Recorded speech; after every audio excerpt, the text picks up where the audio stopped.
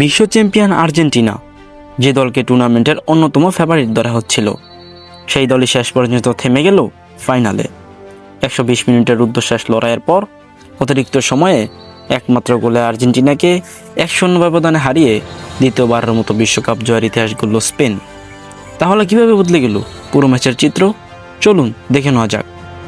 শুরু থেকেই দুই দল সতর্ক ছিল। আর্জেন্টিনা ও স্পেন দুই দলই সুযোগ তৈরি করলেও প্রথম 90 মিনিটে কেউই গোলের দেখা পায়নি। ম্যাচ গড়ায় অতিরিক্ত সময়ে। ম্যাচের 106তম মিনিটে স্পেনের দ্রুত আক্রমণ থেকে আসে ম্যাচের প্রথম গোল। সেই গোলের পর আর্জেন্টিনা শেষ পর্যন্ত সমতায় ফেরার চেষ্টা চালালেও স্পেনের রক্ষণভাগ এবং গোলরক্ষক তাদের সব প্রচেষ্টাই রুখে দেয়। শেষ বাঁশি বাজতেই বিশ্বকাপের নতুন চ্যাম্পিয়ন স্পেন, আর আর্জেন্টিনার শিরোপা ধরে রাখার স্বপ্ন শেষ হয় ফাইনালেই।